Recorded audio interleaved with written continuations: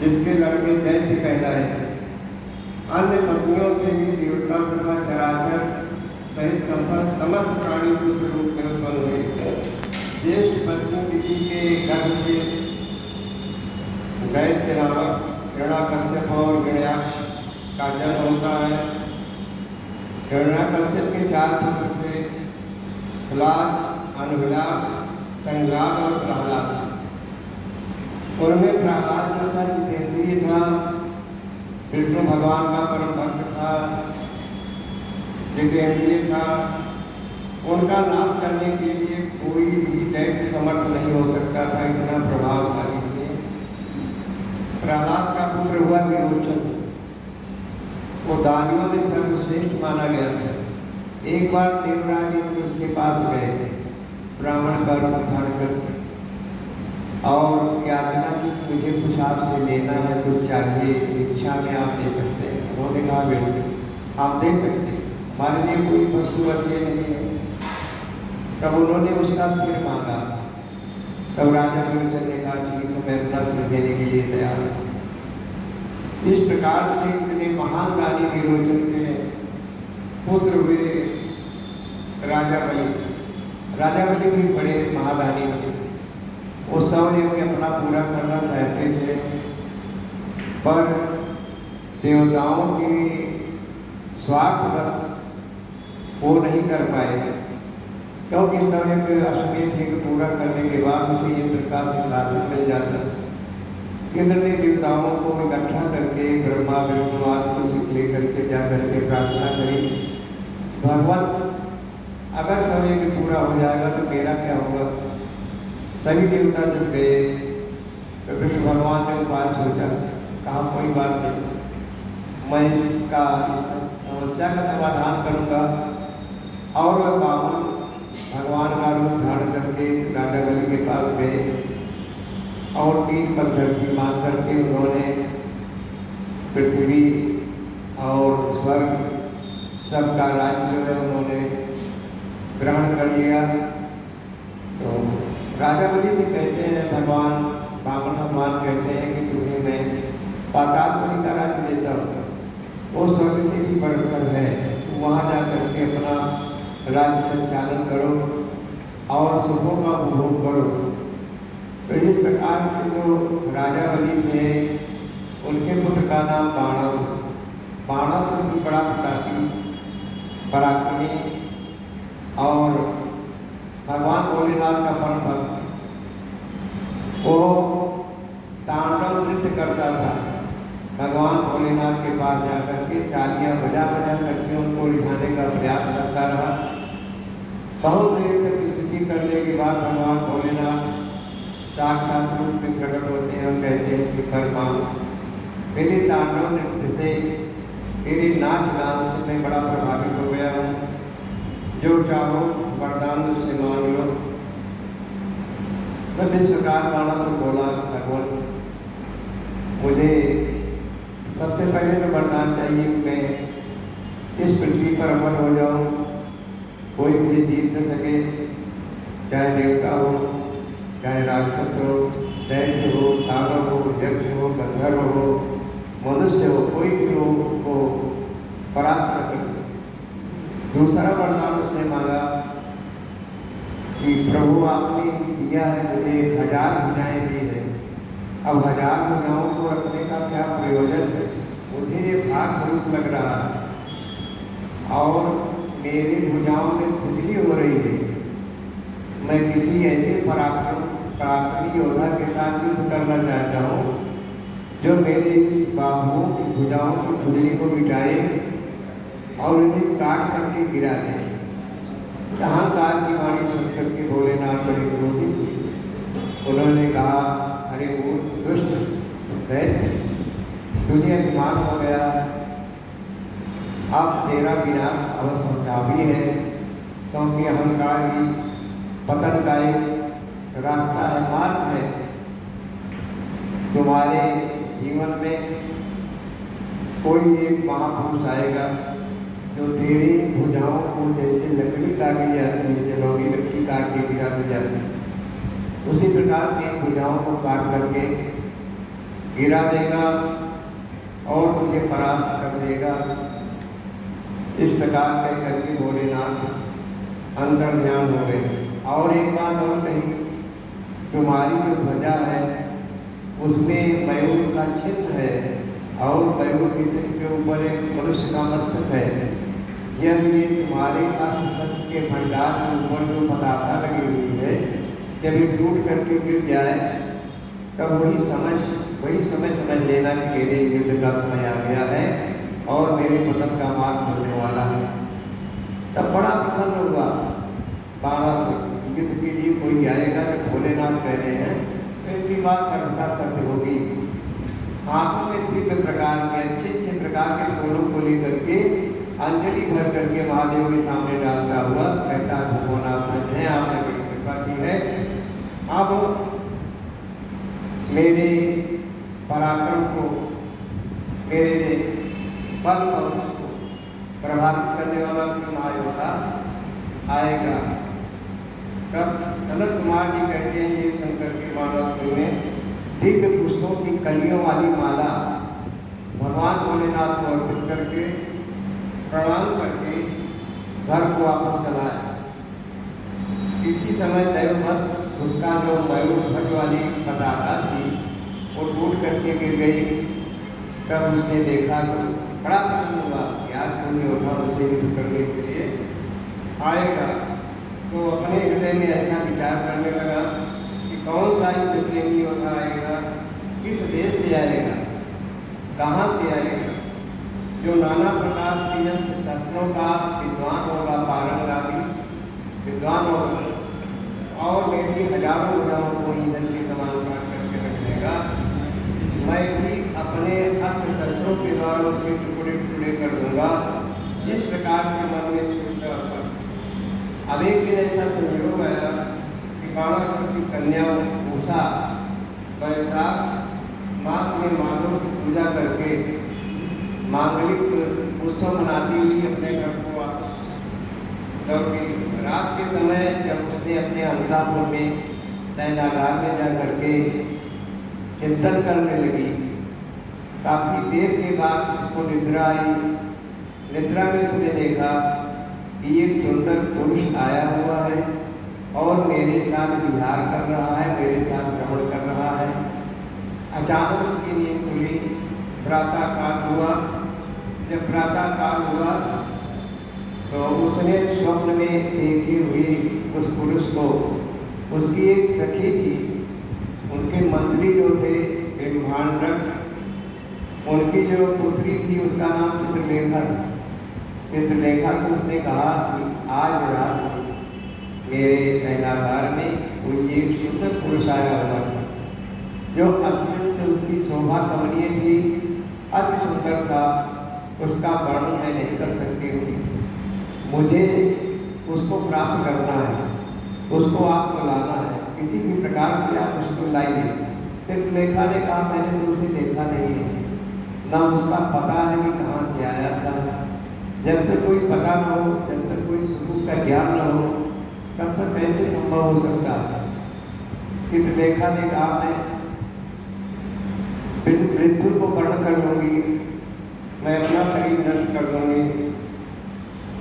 इस प्रकार चित्रलेखा ने कहा, देवी तुमने स्वप्न में जिस पुरुष को देखा है उसके प्रेम में तुम प्रेमान हो गई हो। कौमार की पुत्री चित्रलेखा बड़ी बुद्धिमती थी, वो महायोगिनी थी, सब कला में प्रवीण थी। उसके पास एक ऐसी शक्ति थी, एक ऐसी विद्या थी कि किसी को भी कहीं से, पूरे संसार में कहीं से भी उठा ला सकती थी। वो उषा से बोली, चित्रलेखा ने कहा, सखी जिस पुरुष ने तुम्हारे मन का अपहरण कर लिया है, तुम्हारे चित्त को चुरा लिया है, उसे बताओ तो सही। और यदि त्रिलोकी के तीनों लोगों में आकाश पाताल कहीं भी होगा तो उनसे अवश्य लाऊंगी और तुम्हारा कष्ट दूर करूंगी। सनत कुमार जी कहते हैं कि व्यास जी इस प्रकार कहते चित्रलेखा ने एक वस्त्र के ऊपर सभी देवी देवताओं का चित्र बनाना प्रारंभ किया। सबसे पहले उसने देवताओं का चित्र बनाया, दैत्यों का चित्र बनाया, दानवों का चित्र बनाया, सिद्धों नागों गंधर्वों का चित्र बनाया, यक्ष आदि का चित्र बनाया। उनमें कृष्णवंशियों का प्रकरण आरंभ होने पर उन्होंने सूर्य का, वसुदेव का, राम का, कृष्ण का और नरश्रेष्ठ प्रद्युम्न का चित्र बनाया। फिर जब उसने प्रद्युम्न के पुत्र अनिरुद्ध का चित्र बनाया, खींचा, जैसे ही अनिरुद्ध के चित्र पर उसकी दृष्टि गई, उषा अपना सर झुका करके लज्जा के कारण सिर को नीचे कर दिया। उसका मुख अवनत हो गया और हृदय हर्ष से परिपूर्ण हो गया। उषा ने कहा, सखी, रात में जो पुरुष मेरे पास आया था रात में, वो यही है, जाने अनिरुद्ध ही है, जिसने मेरे चित्त को चुरा लिया है, वो चोर पुरुष यही है। इसके बाद उषा के अनुरोध करने पर, प्रार्थना करने पर चित्रलेखा ज्येष्ठ कृष्ण पक्ष की चतुर्दशी को तीसरे प्रहर में द्वारकापुरी पहुंची। छद्म वेश धर करके, कपट रूप धारण करके क्षण मात्र में पलंग पर बैठे हुए अनिरुद्ध को पलंग के साथ उड़ा करके लेकर के आई और बाणासुर की राजधानी शोणितपुर में, बाणासुर के अंतापुर में ले जा करके छोड़ दिया। उषा ने प्रीतम को पा करके अधिक प्रसन्न हो गई। इधर जो अंतापुर के रक्षक थे, द्वारपाल थे, सबने देखा तो फिर रात्रि के समय में जब लाया गया था तो उसकी परछाई दीवारों पर पड़ रही थी, तो सबने आश्चर्यचकित होकर के देखा कि एक पुरुष जो है बाणासुर की पुत्री उषा के महल में प्रवेश कर रहा है।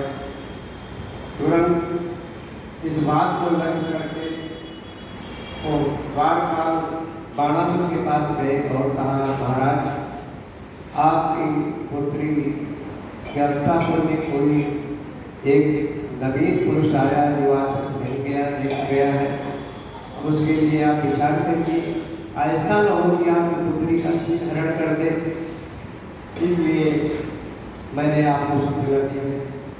द्वारपाल बोले, कोई इंद्र तो नहीं है, क्योंकि इंद्र जो थे वो इस विद्या में निपुण थे, जो वेश बदल करके आपकी कन्या का उपभोग करने को नहीं आया है। महाराज दानवराज, उसे यहाँ देखिए, जाकर के देखिए, जैसा उचित हो ऐसा करिए, मेरा कोई दोष नहीं। सनत कुमार जी कहते हैं कि व्यास जी द्वारपालों के ऐसे वचन को सुन करके कन्या के दूषित होने के भय से बाणासुर तुरंत ही माल के अंदर प्रवेश करता है और अंतापुर में जैसे ही प्रवेश करता है, उस पुरुष को अपनी पुत्री के साथ देख करके क्रोधित होता है और महान आश्चर्य हुआ। फिर उसने उसका अपन देखने के बारह प्रति 10,000 सैनिकों को भेजा और कहा, इसे परास्त कर दो, इसे तुरंत मार डालो। सेना ने अनिरुद्ध पर आक्रमण किया। अनिरुद्ध ने बाद में 10,000 सैनिकों को काल के गाल में कौंडित कर दिया, मृत्यु को वर्ण कर डाला। फिर तो असंख्य सेना जो है अनिरुद्ध पर आकर के प्रहार करने लगी। इसके बाद बाणासुर का वध करने के लिए एक शक्तिमान ले ली। फिर उसी रथ की बैठक में बैठे हुए बाणासुर पर प्रहार किया।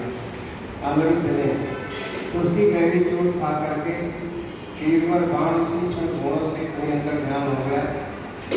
तो इस प्रकार से छलपूर्वक बाणासुर ने अनिरुद्ध को नागपाश के बांध दिया। नागपाश का मतलब होता है जैसे भगवान राम को उनकी सेना को नागपाश में बांध दिया गया था। नाग चारों तरफ से लपेट लेते हैं, युद्ध से उनको विमुख कर देते हैं। उसी प्रकार से अनिरुद्ध को चारों तरफ से नागों ने जकड़ लिया। ये माया थी। तब बाणासुर ने एक पिंजरे के अंदर अनिरुद्ध को डाल दिया। बाणासुर ने कहा, सूर्यपुत्र अपने मंत्री को कहा कि भागने को इसे ऐसी जगह पे ले जाओ, ऐसा कुआं हो जिसमें खास पुरुष भरा हो, उसी में इसको फेंक दो और बाकी को मार डालो। अधिक क्या कहूँ, सर्वथा इसे मार डालना ही उपयुक्त है।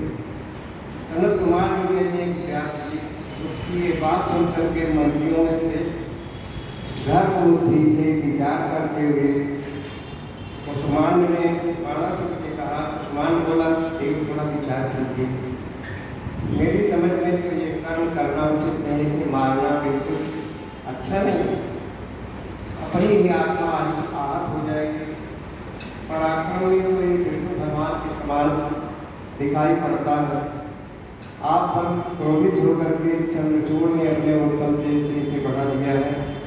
साहस में सचमौल की बराबरी कर सकता है, सचमौल वाले भगवान भोलेनाथ की समानता कर सकता है, क्योंकि इस अवस्था को पहुँच जाने पर ये पुरुषार्थ पर अपनी डटा है, ये ऐसा बनी है, निडर है, साहसी है, पराक्रमी है। यद्यपि नाम इसी बलपूर्वक डस रहे हैं, इसके सराई शरीर में लपेटे हुए हैं, डंस कर रहे हैं, फिर भी ये हम लोगों को घास फूस के समान, फिर के समान देख रहा है। सनत कुमार जी कहते हैं कि ऐसी दानव ब्रह्मांड राजनीति के परम ज्ञाता चतुर वो बाण से ऐसा कह करके फिर अनुरुद्ध से कहने लगे। कुम्भार ने कहा, नराधम, अनुरुद्ध को संबोधित करके, अरे दुष्ट, अब तू वीरवर दैत्यराज की सूची कर, यदि अपने छूटने का मुक्ति का उपाय करना चाहता है तो दीनहीन वाणी से कह दो कि दैत्यराज मैं आपसे हार गया हूँ। इस प्रकार बारंबार हाथ जोड़ करके नमस्कार कर, ऐसा करने से दैत्यराज बाणासुर तुम्हें छोड़ देगा, मृत्युदंड नहीं देगा, अन्यथा तुझे बंधन आदि का अनेक प्रकार के कष्ट भोगने पड़ेंगे। उसकी बात को सुन करके अनुरुद्ध उत्तर देते हुए बोले, अनुरुद्ध ने कहा, दुराचारी निशाचर, तुझे क्षत्रिय धर्म का कोई ज्ञान नहीं है। क्षत्रिय जो है सूरवीरता दिखाने के लिए संसार में विख्यात है, युद्ध से मुख मोड़ करना क्षत्रिय धर्म के विपरीत होता है। मेरे विचार से तो विरुद्ध आचरण जो है कांटे के समान जीवन भर सकता है, इसलिए मैं ऐसा व्यवहार नहीं करूँगा, मैं क्षमा नहीं मांगूंगा। वीर क्षत्रिय के लिए तो रणभूमि में मर जाना ही श्रेष्ठकर है, उसके लिए बहुत बड़ा सौभाग्य की बात है। भूमि पर पड़कर हाथ जोड़ करके नतमस्तक होकर के किसी से प्रार्थना करना ये क्षत्रिय की शोभा नहीं।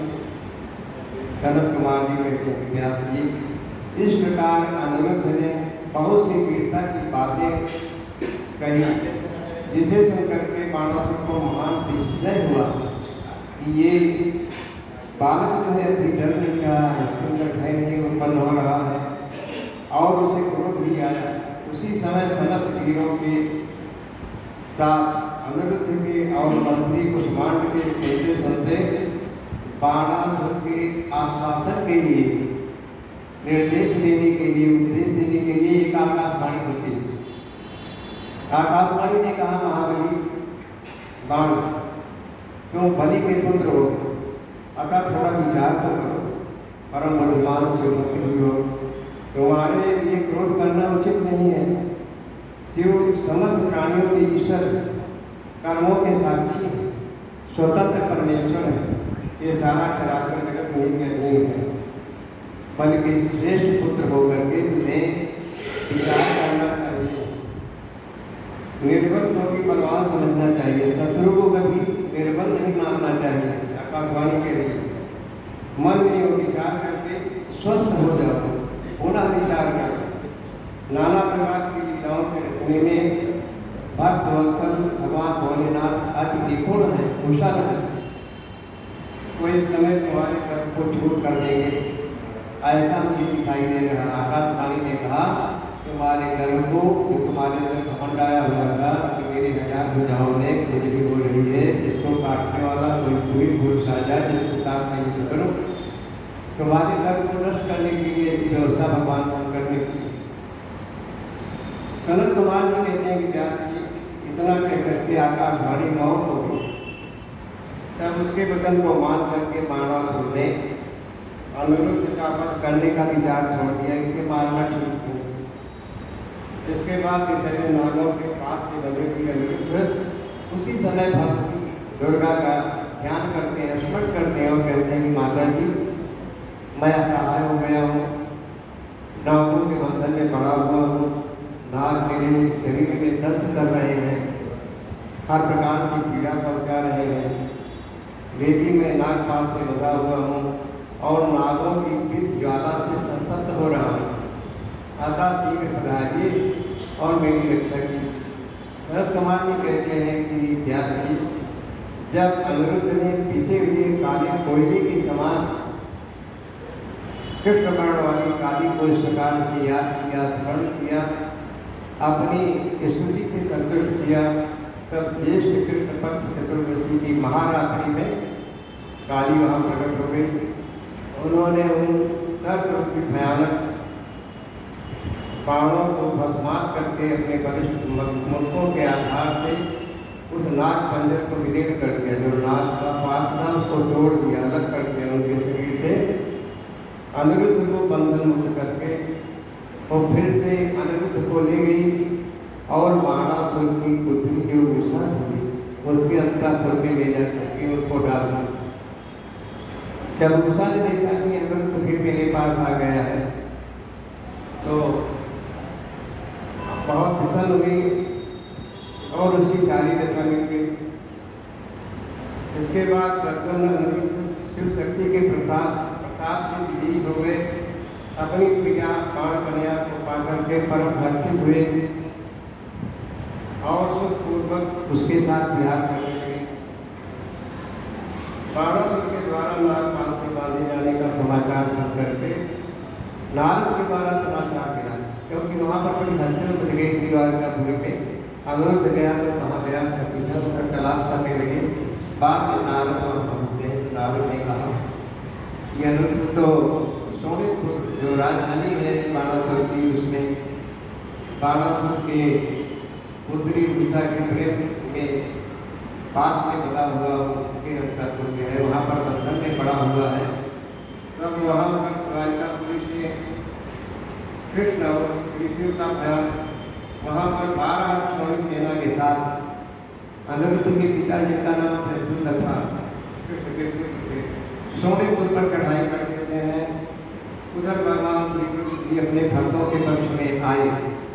बाणासुर भगवान भोलेनाथ का भक्त था, इसलिए इस तरफ से भोलेनाथ कहे गए इनके लिए। दूसरी ओर से भगवान कृष्ण के पुत्र प्रद्युम्न और समस्त देवता उधर से आकर के युद्ध करने के लिए खड़े हुए हैं। अंत में श्री कृष्ण ने श्री रुद्र के सामने जाकर के उनकी स्तुति किया।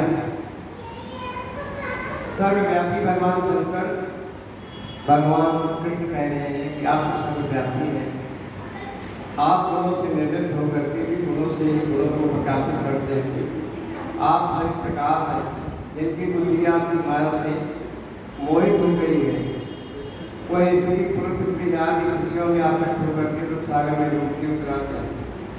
मैं आपसे प्रार्थना करता हूँ कि ये बाणासुर की सहायता आप न करिए।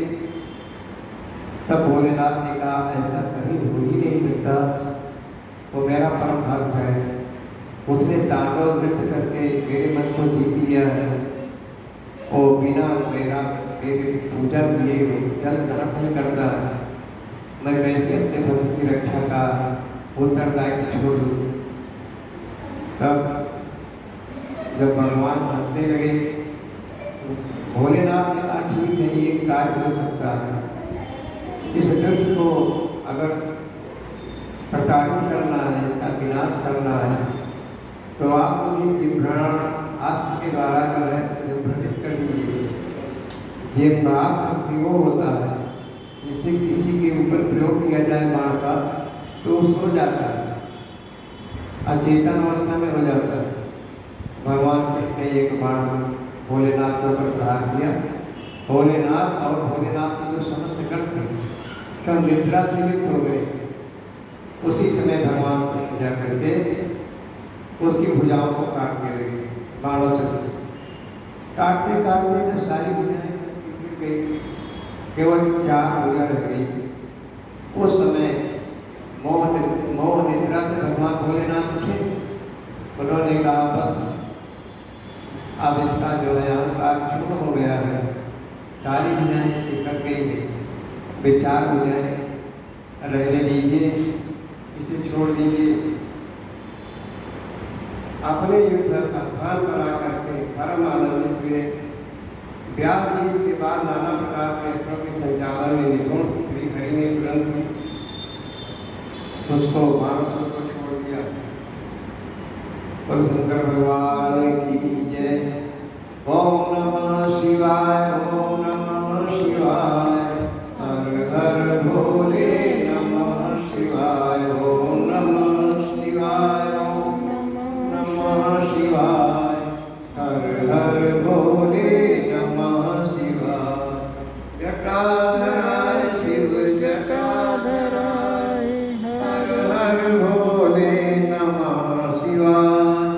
जटाधराय शिव जटाधराय, हर हर भोले नमः शिवाय, ओम नमः शिवाय, ओम नमः शिवाय, हर हर भोले नमः शिवाय।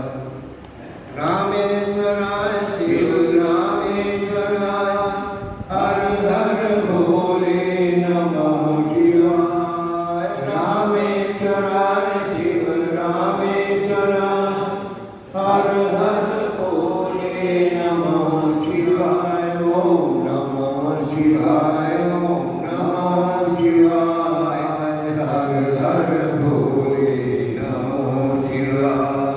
गंगाधराय शिव गंगाधराय, हर हर भोले नमः शिवाय। गंगाधराय शिव गंगाधराय, हर हर भोले नमः शिवाय, ओम नमः शिवाय, ओम नमः शिवाय, हर हर भोले नमः शिवाय। विश्वेश्वराय शिव विश्वेश्वराय, हर हर भोले नमः शिवाय। विश्वेश्वराय शिव विश्वेश्वराय, हर हर भोले नमः शिवाय, ओम नमः शिवाय, ओम नमः शिवाय, हर हर भोले नमः शिवाय। बिल्वेश्वराय शिव बिल्वेश्वराय, हर हर भोले नमः शिवाय। बिल्वेश्वराय शिव बिल्वेश्वराय, हर हर भोले नमः शिवाय, ओम नमः शिवाय, नमः शिवाय, हर हर भोले नमः शिवाय। नंदीश्वराय शिव नंदीश्वराय, हर हर भोले नमः शिवाय। नंदीश्वराय शिव नंदीश्वराय, हर हर भोले नमः शिवाय, ओम नमः शिवाय, ओम नमः शिवाय, हर हर भोले नमः शिवाय। नागेश्वराय शिव नागेश्वराय, हर हर भोले नमः शिवाय। नागेश्वराय शिव नागेश्वराय, हर हर भोले नमः शिवाय, ओम नमः शिवाय, नमः शिवाय, हर हर भोले नमः शिवाय। बोलो शंकर भगवान